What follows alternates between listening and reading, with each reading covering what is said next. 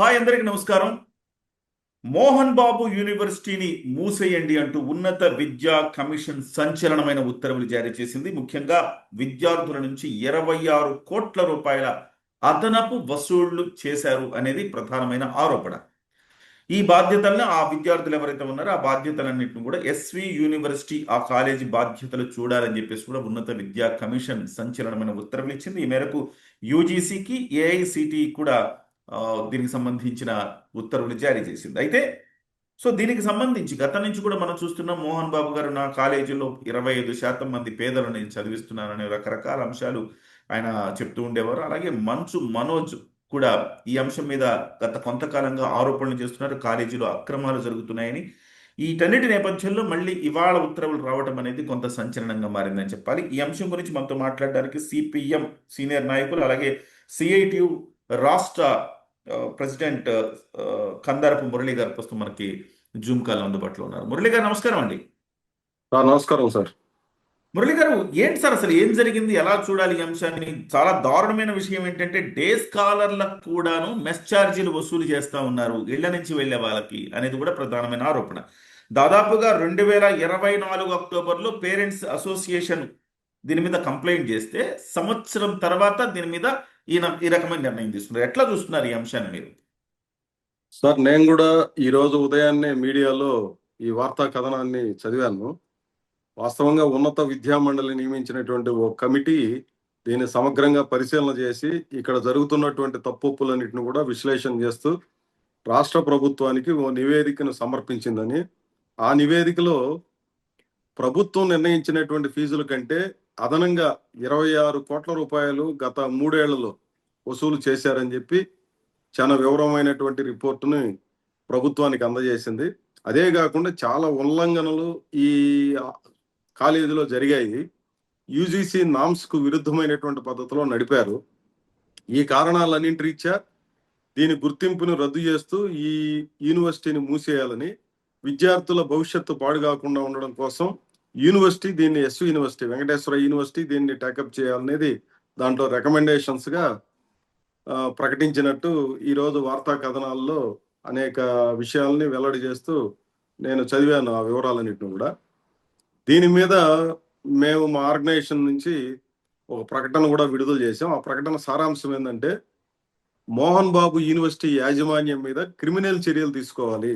ఇదేదో యూనివర్సిటీని మూసేసి లేదంటే ఎస్వి యూనివర్సిటీకి దీన్ని అప్పచెప్పి దాంతో చేతులు కట్టుకోవడం అనేటువంటి పని కాకుండా దీని మీద సమగ్రమైనటువంటి విచారణ జరిపి ఒక నివేదికని ఇచ్చారని చెప్పి ఆ ఒక కమిటీని ఫామ్ చేశారని చెప్పి దాంట్లో ఆ వివరాలన్నీ కూడా ఉన్నాయి. మంచిదే అదంతా కూడా. వీటిని మరింత స్పష్టంగా ప్రజానీకానికి వెల్లడి చేయాల్సినటువంటి అవసరం ఉంది. కారణం ఏమంటే, ఈ ప్రైవేటు విద్యా సంస్థల పేరిట ఒక విచ్చలవిడితనం, ముఖ్యంగా విద్యారంగాన్ని దోపిడీ చేస్తున్నటువంటి, దోపిడీ కూడా అనడానికి లేదు, ఇంకా దానికంటే పెద్ద మాట ఏమన్నా ఉంటే దాని అనాలి. ఒక రకంగా దారి దోపిడీ చేసినట్టుగా, నిలువు దోపిడీ చేసినట్టుగా దోపిడీ చేస్తున్నటువంటి పద్ధతి ఒక పెద్ద ఎత్తున సాగుతూ ఉంది. ప్రభుత్వం నిర్ణయించినటువంటి ఫీజుల కంటే అదనంగా 26 కోట్ల రూపాయలు వసూలు చేశారంటేనే వీళ్ళ యొక్క ధైర్యం ఏ స్థాయిలో ఉంది అని చాలా స్పష్టంగా మనకు అర్థమవుతుంది.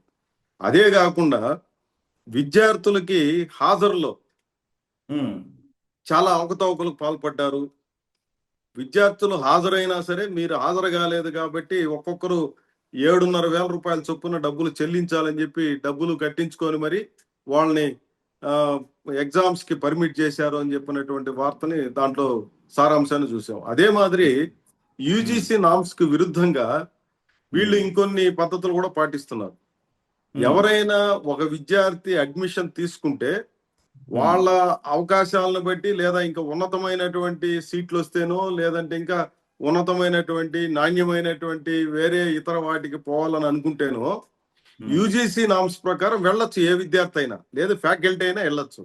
కానీ వీళ్ళు ఏ విద్యార్థి ఒక్కసారి అడ్మిషన్ అయితే 5 ఏళ్ల కోర్సు అయితే 5 ఏళ్ల కోర్సు ఉండాలి, లేదా వెళ్ళదలుచుకుంటే ఆ 5 ఏళ్ల ఫీజు కూడా చెల్లించాలి. చెల్లిస్తేనే సర్టిఫికెట్ మేము ఇస్తాం. ఈవెన్ ఫ్యాకల్టీ కూడా ఇక్కడికి వచ్చినటువంటి వాళ్ళు తిరిగి వెళ్ళాలంటే ఎన్ని రకాల ఆంక్షలో, ఆటంకాలు, ఇబ్బందులు పెట్టడం అనేది ఒక లెక్కలేనితనంగా ఉందని నేను చెప్పడం కాదు, ఆ కమిటీ పరిశీలనలో వెల్లడైనటువంటి ఒక అంశాన్ని చెప్పాను. ఇది ఓకే. నేను ఇక్కడ సూటిగా చెప్పదలుచుకున్నటువంటి ఇంకో విషయం కూడా ఉంది. పేరెంట్స్ కమిటీని మనం అందరూ కూడా అభినందించాలి. ఎందుకనంటే ఎగ్జాక్ట్లీ. నిజం. ఒక 3 ఏళ్ల పాటో, 2 ఏళ్ల పాటో, 4 ఏళ్ల పాటో, 5 ఏళ్ల పాటో ఒక స్టూడెంట్ ఒక చోట ఉండి పోయేటప్పుడు ఎందుకులే అబ్బా ఈ యాజమాన్యంతో ఇబ్బందులు, ఓ రూ. 10 ఇచ్చైనా మనం వదిలించుకుందాం అన్నటువంటి ధోరణిని ఎక్కువ చోట్ల మనం గమనిస్తాం. కానీ ఇక్కడ పేరెంట్స్ కమిటీ చాలా స్ట్రాంగ్ గా నిలబడ్డమే కాదు, దానికి సంబంధించిన ఆధారాలన్నింటినీ కూడా ఆ కమిటీకి సబ్మిట్ చేయడం, వీళ్ళు ఏ రకంగా ప్రవర్తిస్తా ఉంది ఈ యాజమాన్యం అన్నటువంటి విషయాల్ని వెల్లడి చేయడం అనేది 100% వాళ్ళు స్ట్రాంగ్ గా నిలబడినట్టు. ఎగ్జాక్ట్లీ. ఇంతటి ఒత్తిడిని కూడా ఎదుర్కొని వాళ్ళు నిలబడినారంటే వాళ్ళని ఒక రకంగా నేను అభినందిస్తున్నాను ప్రత్యేకంగా ఈ సందర్భంలో. సార్ ఇప్పుడు గతంలో మంచు మనోజ్ కొన్ని ఆరోపణలు చేశాడు సార్. ఎస్. కాలేజీలో అక్రమాలు జరుగుతున్నాయని, వాటికి ఆరోపణలకు దీనికి ఏమైనా సంబంధం ఉందా సార్? ఈ అంశాలు ఆయన ఏమైనా చూచాయిగా ఆ రోజు ప్రస్తావించినట్టుగా మనం భావించవచ్చా? అంటే నేను అనుకోవడం ఆయన చేసిన అక్రమాల ఆరోపణలు ఈ రోజు జరిగినటువంటి ఆ అక్రమాలకు సంబంధం ఉందా లేదా నాకు ఆ ఇంటర్లింక్ నాకు తెలియదు. కానీ ఆయన వాళ్ళ కుటుంబ సమస్యలు, ఆస్తులు, తగాదాలు వాటిని ఆధారం చేసుకొని వాటిల్లో ఏదో అక్రమాలు జరిగాయని చెప్పాడా, లేదంటే ఇదే విషయాలని నాకేమి దాని మీద అవగాహన లేదు. కానీ ఆ రోజు ఒక వ్యక్తిగా ఆయన ఆరోపణలు చేయడం లేదా కుటుంబ సభ్యుడిగా చేసినటువంటి ఆరోపణలకి ఈ రోజు ఒక వ్యవస్థాపరంగా ప్రభుత్వం నియమించినటువంటి ఒక కమిటీ నిర్ధారణ చేసినటువంటి అక్రమాలు, ఆరోపణలు కూడా కాదు, అక్రమాలు జరిగాయని నిర్ధారణ చేసింది. కొన్ని విచారణలు చేసి ప్రభుత్వానికి నివేదిక కూడా సమర్పించింది. దీనికి దానికి పోలిక లేదు. ఒక వ్యక్తిగా ఆరోపణలు చేయడం వేరు, ఒక వ్యవస్థ తరపున వచ్చి దాన్ని నిర్ధారణ చేయడం వేరు. నిర్ధారణ చేసింది ఈరోజు ఎంత అన్యాయంగా ఉంటుందనంటే, ఇప్పుడు అనేక సందర్భాల్లో వీళ్ళ మీద చాలా కంప్లైంట్స్ మా దృష్టికి కూడా వచ్చాయి. వీళ్ళు ఎట్లా ఉంటారంటే ఎవరినైనా ప్రశ్నించినటువంటి వాళ్ళని బౌన్సర్ల ద్వారా తన్నిచ్చే కార్యక్రమం, పోలీసుల ద్వారా బెదిరించే కార్యక్రమం, రౌడీల ద్వారా బెదిరించే కార్యక్రమం, లేదంటే మీ పిల్లోడికి మేము చూసుకుంటాము అని చెప్పి బెదిరించేది. ఇట్లాంటివన్నీ కూడా ఒక రాంగ్ ట్రెండ్స్, ఒక విద్యారంగంలో ఉండకూడనటువంటి విషయాలన్నింటినీ కూడా ఇక్కడ మనం గమనిస్తాం. మోహన్ బాబు గారు చాలా సందర్భాల్లో క్రమశిక్షణ గురించి, విలువల గురించి, ఆయన నాణ్యమైన విద్య గురించి, లేదా ఇంకా సొసైటీలో కూలిపోతున్నటువంటి విలువలు, ఇట్లాంటి వాటి మీద చాలా పదే చాలా పెద్ద పెద్ద మాటలన్నీ కూడా మాట్లాడుతుంటారు. విలువలకు కట్టుబడి ఉండడం అంటే ఇదేనా? ఈ రకమైనటువంటి రాంగ్ ట్రెండ్సా? అంటే మీరు బిల్డింగ్ ఫీజు పేరుతో, ఇంకొక పేరుతో ప్రభుత్వం నిర్ణయించినటువంటి డబ్బుల కంటే అదనంగా దోపిడీ చేయడం ఏ రకమైనటువంటి విలువలు ఇవి? ఆఖరికి డే స్కాలర్లు కూడా మెస్ పేరుతో బిల్లులు వసూలు చేయడం ఏంటండి? వాడి ఇంటికి పోయి రోజు తినేసి కాలేజీకి వచ్చేవాడికి నువ్వు మెస్ బిల్లు కట్టాలనే పేరుతో నువ్వు బిల్లులు కట్టించుకుంటా ఉన్నావు అంటే ఏమి నామ్స్ నువ్వు పాటిస్తా ఉన్నట్టు? అదే మాదిరి ఎవడైనా సర్టిఫికెట్ తీసుకోవాలనంటే ఇవ్వకుండా వాడిని ముప్పు తిప్పలు పెట్టి 3 చెరువులు నీళ్లు తాగించడం నువ్వు ఏం నామ్స్ పాటిస్తున్నట్టు? ఇవన్నీ కూడా కొన్ని రాంగ్ ట్రెండ్స్. ఇది నేనేదో ఒక మోహన్ బాబు కాలేజీలో జరుగుతున్నాయని కాదు, ఈ ప్రైవేటు విద్యా సంస్థలు, కార్పొరేట్ విద్యా సంస్థల్లో జరుగుతున్నటువంటి ఒక పెద్ద ధోరణి, ఒక అన్హెల్దీ ట్రెండ్. ఇది ఒక అనారోగ్యకరమైనటువంటి ధోరణి ప్రబలంగా ఉంది. దీన్ని కఠినంగా వ్యవహరించాలి ప్రభుత్వం అనేది నేను డిమాండ్ చేస్తున్నాను. ఇప్పుడు డీమ్డ్ యూనివర్సిటీల పేరుతోటి డబ్బులు, పలుకుబడి, రాజకీయ పలుకుబడి ఉన్న వాళ్ళకు డీమ్డ్ యూనివర్సిటీని మధ్యకాలంలో తెచ్చుకుంటున్నారు. మీరు చూడండి, ఎక్కడైనా రాజకీయ పలుకుబడి ఉన్న వాళ్ళే ఎక్కువగా డీమ్డ్ యూనివర్సిటీలు తెచ్చుకుంటున్నారు. సో ఏంటి సార్ డీమ్డ్ యూనివర్సిటీల వల్ల ఇది మనకు మంచి జరుగుతుందా, చెడు జరుగుతుందా?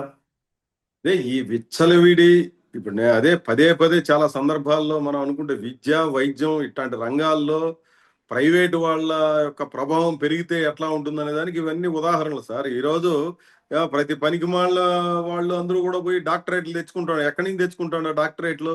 ఇట్లాంటి యూనివర్సిటీలు ఇస్తేనే కదా.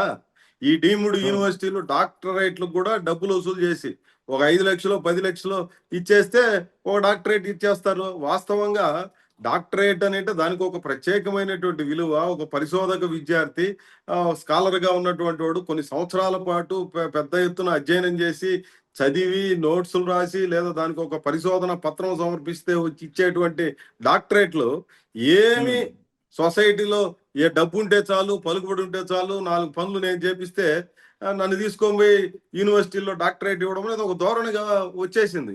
ఇప్పుడు దేశంలో చాలా యూనివర్సిటీలు ఇట్లాంటి డీమ్డ్ యూనివర్సిటీలు పేరు పెట్టుకొని వచ్చేసేటివి. అంటే మరీ అంత అధ్వాన్నమైన స్థితికి ఈ మోహన్ బాబు యూనివర్సిటీ వెళ్ళిపోయిందని నేను అనలేను కానీ ఉమ్. మోహన్ బాబు యూనివర్సిటీ అంటే ఇదేదో ఓ, చాలా విలువలకు కట్టుబడిన యూనివర్సిటీ అని అనుకునే భ్రమలు ఉన్నటువంటి జనం కూడా చాలా మంది ఉన్నారు.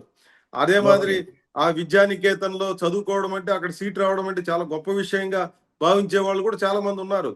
ఏదో మోహన్ బాబు ఇట్లాంటి విలువల గురించి క్రమశిక్షణ గురించి పదే పదే చెప్తా ఉంటాడని చెప్పి దాంతో. కానీ ఇంటర్నల్ గా జరుగుతున్నది ఏమి? అక్కడ ఉన్నటువంటి వాళ్ళకి మీరు ఇస్తున్నటువంటి వేతనాలు ఎంత, లేదంటే అక్కడ ఉన్నటువంటి విద్యార్థుల నుంచి వసూలు చేస్తున్నదంతా, మీరు విద్యాభివృద్ధికి చేస్తున్నటువంటి ఖర్చా, లేదా మీ అవసరాల కోసం విచ్చలవిడిగా లాభాల పేరిట దండుకోవడమా? ఇది ఒక ఒక రాంగ్ ట్రెండ్ ఇది. ఈ ధోరణిని ఆ పూర్తిగా కఠినంగా వ్యవహరించాల్సిన అవసరం. నేను వీళ్ళకేదో సార్. రాజకీయ విరుద్ధమైనటువంటి రాజకీయ భిన్నాభిప్రాయాలు ఉన్నాయి కాబట్టి రాజకీయంగా ఇట్లాంటి ఉమ్. దాడి జరిగింది అన్నటువంటి చర్చ కూడా కొంతమంది చేస్తున్నారు. అంటే ఉమ్. చర్చ ఏం జరిగినా ఒకటి 26 కోట్ల రూపాయలు అదనంగా వసూలు చేశారనేది మనకు కళ్ళెదురుగా కనిపిస్తున్నటువంటి అంశం. ఇది ఒక ఉమ్. యూనివర్సిటీకే కాదు, ఇంకా రకరకాల విద్యా సంస్థల్ని నడుపుతున్నారు కదా. ఇంజనీరింగ్ కాలేజీ నడుపుతున్నారు, ఇంకా స్కూల్ ఒకటి నడుపుతున్నారు, ఇంకా రకరకాల సంస్థల్ని మోహన్ బాబు గారు నడుపుతున్నారు. ఈ అన్నిటిల్లోనూ ఇదే రకమైనటువంటి ధోరణి ఉందా? ఒక 25 సంవత్సరాల నుంచి ఇంత తప్పుడు పద్ధతుల్లో నడుపుతూ ఉంటే ఎన్ని వందల కోట్ల రూపాయలు వీళ్ళు ఈ రకంగా సమీకరించారు. వీటన్నిటినీ తిరిగి ప్రభుత్వం స్వాధీనం చేసుకోవడమో, లేదా ఆ విద్యార్థులకి కమిటీ కూడా చెప్పింది విద్యార్థులకు అందరికీ తిరిగి చెల్లించాలని. కాబట్టి ఎట్టి పరిస్థితిలో ఈ రకమైనటువంటి దాన్ని సార్ ఇప్పుడు మీరు అన్నట్టు అనుసరించాలి. సార్ మీరు ఇప్పుడు అన్నట్టు ఇది కేవలం ఇంజనీరింగ్ కాలేజీకి పరిమితమైన వ్యవహారమా, లేకపోతే అన్ని కోర్సుల్లో ఇదే పరిస్థితా, లేకపోతే స్కూళ్ళల్లో కూడా ఇదే పరిస్థితి ఉందా? అంటే ఓవరాల్ విద్యా సంస్థలోని పరిస్థితి, లేకపోతే పర్టికులర్గా ఒక ఇంజనీరింగ్ కోర్సుకి ఇట్లాంటి వాటికా సార్ ఇది? ఇప్పుడు జరిగినటువంటి విచారణ యూనివర్సిటీ మీద జరిగింది. డిగ్రీ విద్యార్థుల దగ్గర నుంచి ఫార్మసీ విద్యార్థుల దాకా రకరకాల కోర్సుల్లో దగ్గర దగ్గర 25 కోర్సుల్లో ఉన్నటువంటి విద్యార్థులందరి దగ్గర 5,000 రూపాయల నుంచి 50,000 రూపాయల దాకా వసూలు చేశారని చెప్పేది కమిటీ చేసినటువంటి నిర్ధారణ. నేననేది యూనివర్సిటీ పరిధిలో ఉన్న విషయాలు ఇవి. ఇంజనీరింగ్ కాలేజీలో ఏం జరిగింది?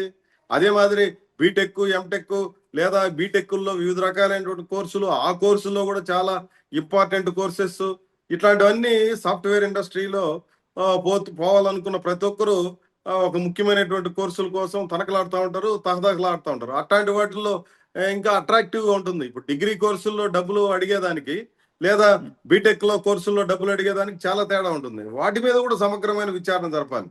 అదే మాదిరి రైట్. ఒక స్కూల్ కూడా నడుపుతున్నారు. దాంట్లో ఏ రకంగా జరుగుతున్న విషయాలు కూడా ప్రజానీకానికి వెల్లడి చేయాల్సిన అవసరం ఉందని నేను భావిస్తున్నాను.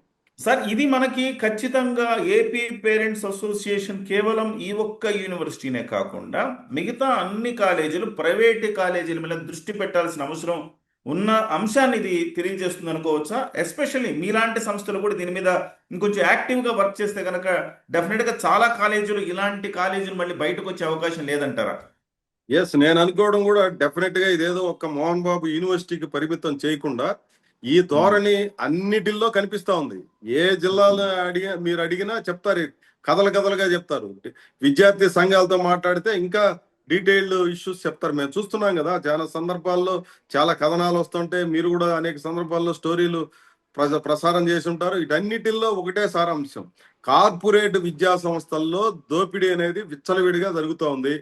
దీన్ని నియంత్రణ చేయాల్సినటువంటి ప్రభుత్వాలు ప్రేక్షక పాత్ర వహిస్తున్నాయి. వీళ్ళంతా కూడా స్పెక్టేటర్ రోల్స్ ఉంది తప్ప వీటిల్లో జోక్యం చేసుకొని పరిష్కారం చేయాలన్నటువంటి ధోరణి గత ఏ ప్రభుత్వం ఉన్నా అది చేయలేదు. ఇప్పుడు మోహన్ బాబు యూనివర్సిటీ మీద విచారణ పేరుతో కొన్ని విషయాలు వెల్లడి అయినాయి కాబట్టి ఇది అన్ని విద్యా సంస్థల్లో, ముఖ్యంగా కార్పొరేట్ సెక్టార్ లో సమగ్రమైనటువంటి విచారణ జరపాలి.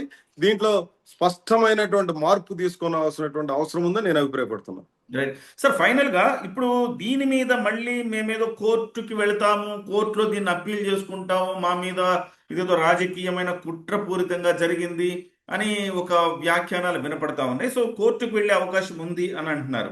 సో ఏంటి కోర్టు కట్టి ఇది ప్రభుత్వ సంస్థనే కదా, దీనికి సంబంధించి క్లియర్ కట్గా అన్ని వ్యవహారాలను కూడా కూలంకషంగా రిపోర్ట్ ఇచ్చింది. అటువంటిప్పుడు కోర్టుకి వెళ్తే ఏమైనా ఉపయోగం ఉంటుందంటారా? అంటే ఆల్రెడీ వీళ్ళు కోర్టుకు వెళ్ళారు. కోర్టుకు వెళ్లే ముందు ఆ కమిషన్ ఏదైతే నిర్ణయించిందో జరిమానా ఫైన్ కట్టారు. 15 లక్షల రూపాయలు కట్టారు. 15 లక్షల రూపాయల ఫైన్ కట్టడం అంటేనే తప్పును అంగీకరించినట్లు లెక్క. దాంట్లో ఏమీ సందేహం లేదు. ఏ ఆరోపణలు అయితే చేశారో ఆ ఉమ్, ఆరోపణల మీద వీళ్ళకి ఫైన్ వేసింది ఉన్నత విద్యా మండలి. ఆ ఫైన్ ఉమ్, కట్టారు వీళ్ళు. 15 లక్షల రూపాయలు కట్టి కోర్టుకు వెళ్ళారు. దాని అర్థం ఏమి, తప్పు చేశారని అంగీకరించారు. ఆ తప్పు నుంచి అంగీకరించారు. మాకు రక్షణ కావాలి, ఇంకా రకరకాల చర్యలు, యూనివర్సిటీని మూసేయడమో లేకపోతే ఇంకోటో, అదే మాదిరి వాళ్ళ వెబ్సైట్ లో వాళ్ళ డొమైన్ లో పెట్టారు. ఈ మొత్తం సమగ్రంగా ఈ కమిటీ చేసినటువంటి నిర్ధారణలన్నింటినీ కూడా చాలా డీటెయిల్డ్ గా డొమైన్ లో పెట్టారు. ఇవన్నీ మా పరువు నష్టం కలిగిస్తుంది అని చెప్పి కోర్టుకు వెళ్ళారు ఇప్పుడు. అంటే పరువు ఎస్. నష్టం అంటే నువ్వు సామాన్యుడు, సాధారణమైనటువంటి రిక్షా దొక్కునేవాడు, ఆటో దోలేవాళ్ళు కూడా మీ సంస్థలో వాళ్ళ బిడ్డలు చేర్పించున్నారే, వాళ్ళ రక్త మాంసాలని కరగదీసి అరగదీసి వాళ్ళు తెచ్చి డబ్బులు కట్టి మీ విద్యా సంస్థల్లో బిడ్డలను చదివిస్తుంటుంటే వాళ్ళ రక్తాన్ని పీల్చేసే హక్కు మీకెవరు ఇచ్చారు? ప్రభుత్వం నిర్ణయించినటువంటి ఫీజులు కాకుండా అదనంగా 26 కోట్ల రూపాయలు వసూలు చేశారంటేనే ఎంత అన్యాయంగా ఈ విద్యా సంస్థ నడపడుతుంది. ఈ విషయాలన్నీ కూడా మనకు కళ్ళకు కట్టినట్టు కనిపిస్తా ఖచ్చితంగా ఉంది. సార్, ఖచ్చితంగా సార్. కాబట్టి కోర్టుకు పోవడం అంటే వీటన్నిటి నుంచి రక్షణ కోసమే కదా. కాబట్టి అంతే అంతే. ప్రభుత్వం కూడా చాలా గట్టిగా ఈ విషయాల్లో వ్యవహరించాలని నేను కోరుతున్నాను. సో మురళి గారు, ఇప్పుడు మీరేమంటున్నారు? ఇప్పుడు మీరు కొన్ని డిమాండ్స్ పెట్టారు కదా, క్రిమినల్ కేసు నమోదు చేయాలి అని చెప్పి చెప్తా ఉన్నారు. అంటే మోహన్ బాబు ఈ వ్యవస్థలో దీనికి సంబంధించి మోహన్ బాబు కీలకం కాబట్టి మోహన్ బాబు గారి మీద లేకపోతే ఇంకా ముఖ్యుల మీద మీరు క్రిమినల్ చార్జ్ కేసు నమోదు చేయమని అడుగుతున్నారు, అంతేనా? అంతే, దాంట్లో సందేహమే ఉంది.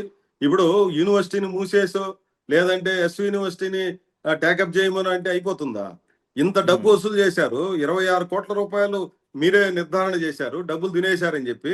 ఇంకా ఉమ్, ఆ, ఏ విద్యా సంస్థల్లో ఎంతెంత తిన్నారో తెలియదు. ఇట్లాంటి వాళ్ళని ఊరికే వదిలిపెడతారా? క్రిమినల్ ఉమ్, ప్రొసీజర్ ఫాలో కావాల్సిందే కదా. తప్పు చేసినట్టే కదా. నువ్వు ఉమ్, చిన్న చిన్న దొంగతనాలు చేసినటువంటి వాళ్ళ పట్లే చాలా కఠినంగా వ్యవహరించే ప్రభుత్వాలు ఇంత ఉమ్, పెద్ద స్కాము, 26 కోట్ల రూపాయల స్కాము, బయటపడినటువంటి స్కాము ఒక యూనివర్సిటీలో 3 ఏళ్లలో.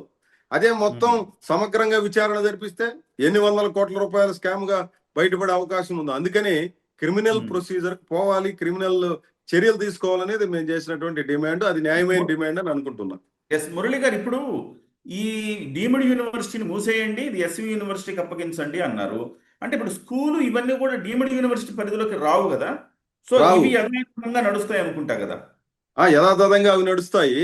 ఈ యూనివర్సిటీ పరిధిలో జరిగినటువంటి అక్రమాల ఆధారంగా యూనివర్సిటీని మాత్రం మూసేయమన్నారు. యూనివర్సిటీని మూసేయడం అంటే యూనివర్సిటీని ట్యాకప్ చేయమని కూడా దాంట్లో పేర్కొన్నారు. కాబట్టి విద్యా సంస్థలకు మిగిలిన వాటికి వచ్చే ఇబ్బంది ఏమి లేదు. కానీ ఈ రకమైనటువంటి ప్రాక్టీస్ ఉంది కాబట్టి వాటిని కూడా పరిశీలన చేసి అక్కడ ఉన్నటువంటి విద్యార్థులకి, అక్కడ ఉన్నటువంటి పేరెంట్స్ కూడా నష్టం రైట్. జరగకుండా ప్రభుత్వం చర్యలు తీసుకోవాలి.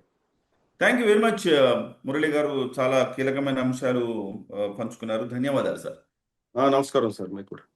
మొత్తం మీద మోహన్ బాబు యూనివర్సిటీ భాగోతం మొత్తం బయటపడింది. ఎన్నో శుద్ధులు చెప్తున్న మోహన్ బాబే ఈ రకంగా వ్యవహరించడం అనేది కొంత ఇబ్బందికరంగా మారింది.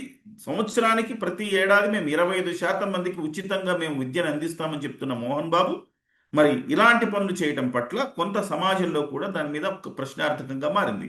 మరి మోహన్ బాబు దీని మీద సమాధానం చెప్పాల్సిన అవసరం ఉంది. డెఫినెట్గా ఇన్నాళ్ళు కేవలం ఈ 3 ఏళ్ల నుంచి మాత్రమే విచారణ జరిగింది. దాదాపుగా మోహన్ బాబు విద్యా సంస్థలు పెట్టి ఇంతకాలమైన సందర్భంగా ప్రతి సంస్థలో మురళి గారు చెప్పినట్టుగా ప్రతి సంస్థలో కూడా, అంటే స్కూల్ నుంచి కూడా ప్రతి సంస్థలో కూడా దీనికి సంబంధించి సమగ్రమైన విచారణ జరపాలి. 26 కోట్లేనా లేకపోతే ఎన్ని వందల కోట్ల రూపాయలు వెనకేసుకున్నాడన్న అంశం కూడా నిగ్గు తేల్చాల్సిన అవసరం ఉంది. ప్రభుత్వం ఈ వ్యవహారంలో మరింత నిక్కచ్చిగా వ్యవహరించాల్సిన పరిస్థితి కనబడుతోంది.